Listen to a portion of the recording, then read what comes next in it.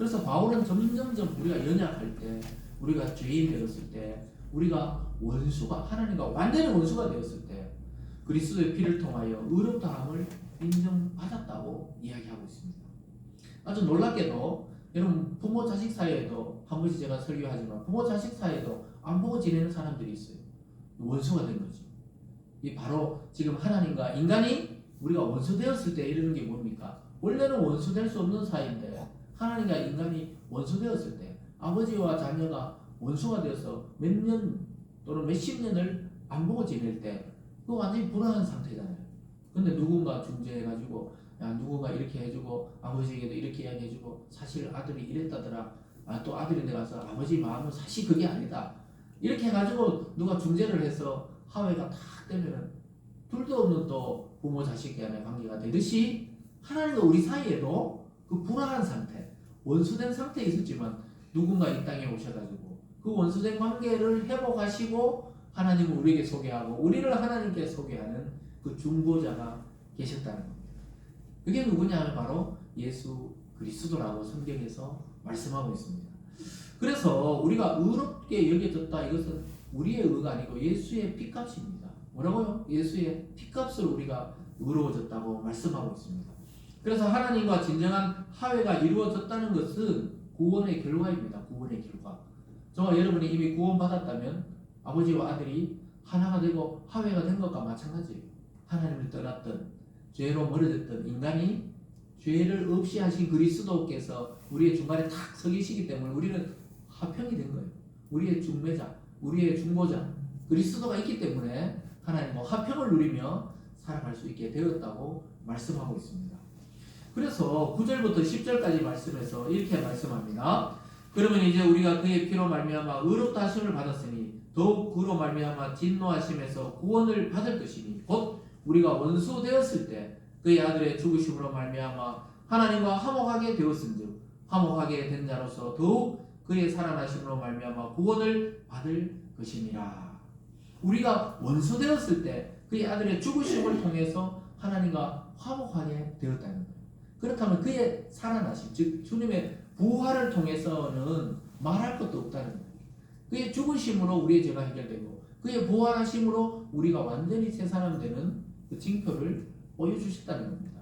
그래서 저와 여러분은 하나님의 원수였어요. 우리가 그렇게 생각하지 않았었지만 성경적으로 볼 때 하나님 모르고 예수 그리스도를 모를 때 우리의 상태는 하나님과 원수였어요. 우상에 빠지고 미신에 빠지고 전보로 다니고 구술하고 예를 들어서 막 다른 종교에 심취하고 이랬던 게 우리는 몰랐는데 보니까 하나님과 원수지간일 때라 이 말이에요. 그 자식이 부모랑 안 보면서 막 그냥 여기저기 돌아다니면서 재산을 탕진하고 술 먹고 막 싸우고 감옥에 들어가 있고 막 이럴 때 어떻게 부모가 몰랐는데 알고 보니까 이놈이 이렇게까지 타락되었구나. 근데 누가 이제 와가지고 그것을 다 해결해 주는 거예요. 빛을 청산해주고 옷을 깨끗이 입히고 건강을 회복시키고 이렇게 해서 부모에게 탁 데려오듯이 예수님이 저와 여러분을 깨끗이 새 사람 되게 해서 하나님 앞에 데리고 와서 화목, 화평, 화해 똑같은 말이거든요. 하나님과 평화롭게 됐고 화해하게 되었다 이 말입니다. 무슨 말인지 아시겠죠? 그래서 우리가 이제 지금 기도할 때 하나님 아버지 그 자연스럽잖아요. 근데 처음에 예수 믿으면서 하나님 아버지 이게 말이 안 나온다니까요. 왜냐 한 번도 그렇게 불러본 적이 있기 때문에 하나님 아버지 이렇게 불러보려고 하면은 되게 어색해요. 저희들 같이 어릴 때부터 교회 다녔던 사람들은 뭐 당연히 그냥 습관적으로 그렇게 부르는 게 어색하지 않는데 처음 전도해가지고 또 나이가 한 40, 50대쯤 됐을 때 오면은 하나님 아버지까지 나오기 어려워요. 하나님 여기까지 잘하거든요. 하나님 하고 이렇게 기도하는데 하나님 아버지 이게 특히 또 자기 육체적인 아버지랑 아주 불화했던 사람들은 아버지에 대한 이미지 하면은 막 무섭고 화내고 억압하고 이런 데 있는 사람들은 아버지는 말이 잘 안 나온다 그래요. 그래서 뭐 하나님 어머니 이런 부르는가 몰라도 그 말이 잘 안 나오고 그냥 하나님 이렇게 기도하는 분들이 있어요. 신이시여 이렇게 기도하기도 하고. 그러니까 아버지란 말이 참 자연스럽게 나와야 이게 정상이거든요. 부모가 자녀들이 자기를 아버지 또는 어머니 이렇게 자연스럽게 못 부르면은 되게 가슴 아플 거 아니에요. 내 자식이 맞는데 얘들이 왜 나를 이렇게 피하고 나를 못 부르느냐, 왜 이렇게 못 부르게 하느냐. 지난 시간에 제 예화를 들었듯이 그 백일섭 씨가 딸이 왜 이렇게 나를 안 보려는지, 예? 왜 7년 동안이나 왜 이렇게 연락도 없고, 또 있잖아 선주들 보러 가면은 딸은 슥 피해가지고 딴 데 안 보고. 그러면 부모 마음이 어떻겠어요? 참, 물론 자기가 잘한 건 없지만 참 그래도 딸인데 이제 잘해주고 싶은데, 그래가지고 다 그 사위가 중재자가 돼가지고, 그리고 또 TV 프로니까 또 이렇게 하니까 지금 이제 딸하고 둘이 있잖아요, 옷도 사랑하고 데이트도 하고 참 보기 좋더라고요. 그 회복이 다 되잖아요. 그게 바로 하나님과 우리가 화목하고 합의했다는 그것이 됩니다. 그 중심에 누가 있다고요? 예수 그리스도가 있다는 것입니다. 그래서 예수 이름을 안다는 것과 모르는 것은 천지 차이죠. 여러분, 바울은 그리스도의 죽음으로 화해가 이루어진 사실에 대해서 설명했습니다. 하나님과 화목된 자가 그리스도의 살아나심을 통해 구원받게 될 일은 말할 필요도 없다는 거예요. 왜냐, 자기 아버지를 찾았는데 자기 아버지 집에 들어가는 건 당연한 거다 이 말입니다. 그러니까 이 참 어려운 이야기지만 꼭 이해해야 되는 말이 이게 로마서에 나오는 이 구원의 이 말씀들입니다. 그래서 걱정할 필요가 없다는 거예요. 여러분들, 이제 우리가 아까 제가 지금 딱 죽어도 천국 갈 자신 있습니까?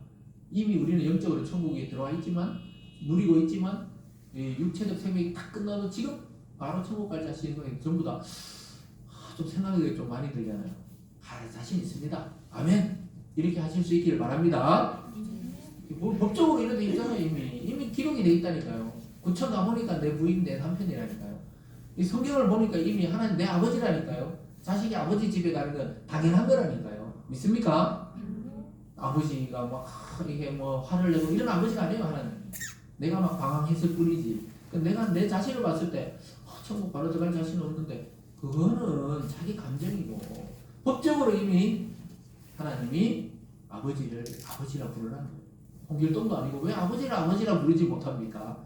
그래서 하나님을 아버지로 부르면서 하나님과 화평을 누리시기를 바랍니다.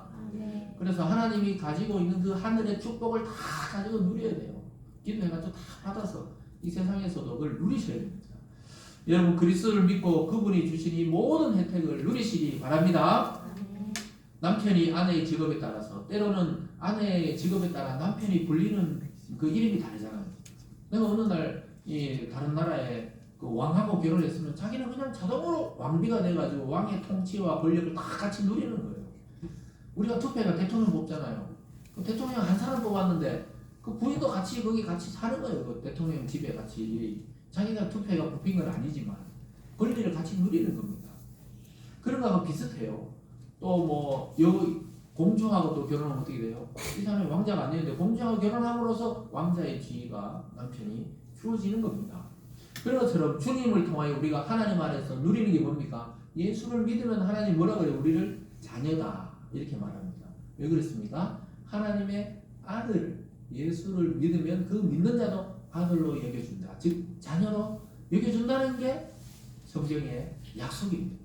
그래서 우리는 하나님을 아버지라 불러요. 예수님도 하나님을 아버지 이렇게 불렀듯이 예수 믿는 우리도 아버지 이렇게 불러가지고 전부 입양을 다 시켜버렸어요. 예수 믿으면 전부 하나님의 호적으로 입양을 다 시켜가지고 예수님과 우리가 법적 권한이 똑같아졌습니다. 누리는 권리에 있어서, 권세에 있어서는 똑같아졌습니다. 그래서 예수님도 내가 다시 올 때 너희가 나와 함께 왕노릇한다 이렇게 말씀했습니다. 하나님께서 예수님의 통치권을 갖듯이 우리도 같이 왕노릇한다 이렇게 말씀했던 것입니다. 그것이 11절 말씀이에요. 11절에 보면요, 그뿐 아니라 이제 우리로 화목하게 하신 우리 주 예수 그리스도로 말미암아 하나님 안에서 또한 즐거워하느니라. 그래서 아들은 아버지가 이 세상에서 제일 큰 사랑으로 여겨지잖아요. 우리가 어릴 때 부모님 보면 막 슈퍼맨이잖아. 아버지는 슈퍼맨, 엄마는 원더우맨.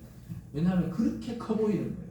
아버지는 못할 일이 없는 것 같아요. 나를 잡고 막 여기서 마당에서 마루로 확 딱 들어 올리기도 하고 막 경운기로 확 들어 올리기도 하고 막 난 땅에 있다 붕 떠가지고 그냥. 그러니까 막 야, 아버지는 슈퍼맨이구나 이거. 예? 엄마는 완전히 있잖아요. 이제 맨날 막 밥을 해주잖아. 밥을 어릴 때 보면. 그럼 엄마는 완전히 마술사예요. 맨날 이렇게 탁탁 해주니까. 근데 우리가 좀 커보면 이제 우리가 이제 그 나이들이 조금씩 들다 보면은 어머니 아버지도 인간이구나 이런 생각들을 하지만 어릴 때 부모들은 완전히 거의 신적 존재입니다. 그런데 바로 진짜 신이신 하나님이 우리 아버지가 되면 어떻게 된다고요? 하나님 안에서 즐거워하게 된다 이 말이 누린다는 거예요. 모든 하나님의 좋은 것들을 우리가 이 세상에서 함께 누릴 수 있게 되었다는 것입니다. 그래서 여러분 하나님을 즐거워한다는 게 아이들이 어릴 때는 부모님만 있으면 즐겁잖아요. 부모 안에서 그냥 즐거운 것처럼 하나님 안에서 즐거워해요. 그러니까 하나님을 막 자랑하고 기뻐하고. 근데 반대로 하나님도 이놈들 봐라 이거 이 세상에 예수 믿고 하나님 믿는 사람 별로 없는데 나를 찾네. 하나님도 기뻐하고 자랑스러워 한다는 것입니다. 그것이 누구를 통해서요? 오직 주 예수 그리스도를 통해서 이루어진다고 말씀합니다. 그래서 유일한 길이고 유일한 생명의 통로가 누구십니까? 예수 그리스도입니다. 예수님 자신도 나는 길이요 진리요 생명이니 나로 말미암지 않고는 아버지께 갈 자가 없다 이렇게 말씀했어요. 그래 나는 길이란 말이 뭡니까? 우리가 하나님께 나아가는 바른 길은 예수 그리스도라는 길을 통해 가는 거예요. 반대로 하나님도 예수 그리스도를 통해 우리에게 오십니다. 그래서 일반적인 하나님, 신 이런 사람들은 직통을 하려고 하잖아요. 자꾸 직통할 방법이 없어요. 하나님이 오직 유일하신 길은 예수라고 길을 내놓으신 거예요. 그 길로 가면은 바른 길을 가는 것이고 바른 목적지로 가는 것입니다. 나는 진리란 말은 뭡니까? 예수님 자체가 진리라는 것이 구원의 복음, 구원의 말씀이라는 의미입니다. 그래 예수 이름만이라도 딱 기억을 해야 돼요. 그분 자체가 영원한 진리, 우리를 구원할 복음이다 이 말이고요. 나는 또 생명이다 이랬는데 그 생명은 영원한 생명을 우리에게 주실 수 있는 분이 바로 예수 그리스도라는 것입니다. 그래서 예수님이 이 땅에 왔을 때 나는 영생의 떡이다 이렇게 말씀했어요. 내가 영생의 떡이다. 생명의 떡이니 나를 먹는 자는 살아도 죽어도 살겠고 살아서 나를 믿는 자는 영원히 죽지 않는다. 그러니까 영원히 가는 겁니다. 여러분 음식을 바꿔야 건강에 체질이 바뀌고 건강해진다 이러잖아요. 먹는 게 바뀌셔야 됩니다. 우리 세상에 자꾸 욕망을 먹지 마시고 그리스도를 먹어야 돼요. 그리스도를. 그 영원한 것을 먹으면 어떻게 영원한 존재로 바뀌는 거예요. 이해갑니까? 영원한 것을 먹어야 영원히 사는 게 당연한 거고 유한한 것을 자꾸 먹어봐야 이건 유한하게 끝나는 겁니다. 그러니까 예수님 뭐라 그래요? 나는 영생의 떡이다. 생명의 떡이다. 그걸 먹고 마실 때 영생을 얻는 것은 당연한 겁니다. 그래서 여러분 먹는 걸 바꿔야 돼요. 자꾸 세상의 어떤 욕망, 세상의 뉴스, 세상의 정보들을 자꾸 먹지 말고 생명의 떡인 예수 그리스도 이 복음을 먹고 마시는 여러분 되시기 바랍니다. 그래서 오직 주 예수 그리스도 안에서 우리의 구원과 우리의 영원한 생명을 누리는 것은 보장된 사실입니다. 그래서 여러분 절대 이제 두려워하지 마세요. 절대로 사탄이 그 유혹하는 그 유혹들, 죽으면 어떻게 될까? 이런 두려움, 또 막 이게 나이 드는 두려움, 절대로 두려움은 지거든요. 절대로 두려움에 밀리면 안 되는 것입니다. 사랑하는 여러분, 하나님 안에서 그리스도를 먹고 마시면서 즐거움으로 나아가시기를 바랍니다. 그래서 하나님 밖에서는 이런 즐거움이 없다고 이야기하는 것입니다. 하나님 안에서 즐거워한다 이렇게 지금 11절에서 말했잖아요. 하나님 안에서. 그 말은 하나님 밖에서 인간은 참 즐거움을 찾을 길이 없다는 거예요. 조금 기쁘고 조금 쾌락적이고 이런 게 있는지 몰라도 진짜 즐거움은 영원한 즐거움은 하나님 안에서만 누릴 수 있는 그런 것이 인간의 본 모습이죠.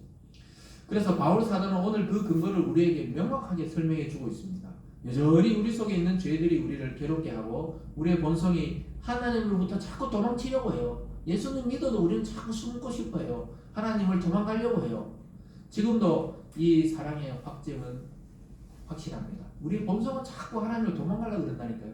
예수 그리스도를 믿어도 좀 숨으려고 그러고 도망가려고 그러고 내 욕심대로 살려고 하는 것이 인간 죄성을 가진 인간의 이 욕망이거든요.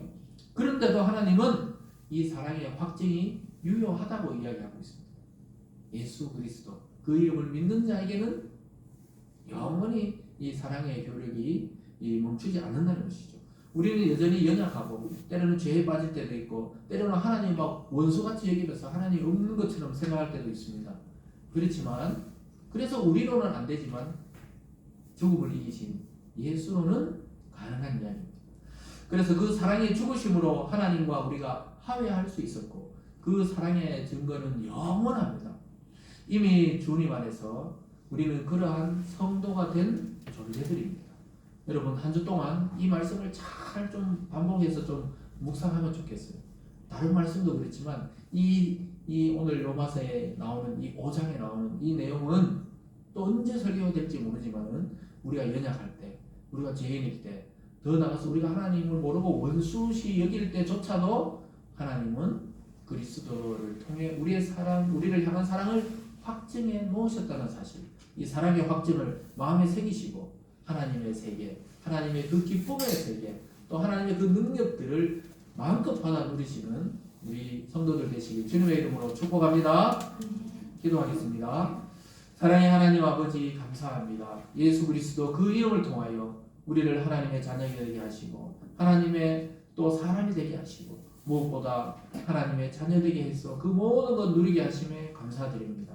하나님 절대로 사탄의 그 유혹에 넘어가지 아니하고 우리 예수 그리스도의 그 이름 붙들고 승리하고 또 기쁨으로 살아가는 성도들 다 되게 하여 주시옵소서. 감사드리며 예수님 이름으로 기도드리옵나이다. 아멘. 다 같이 찬송가 95장 하면서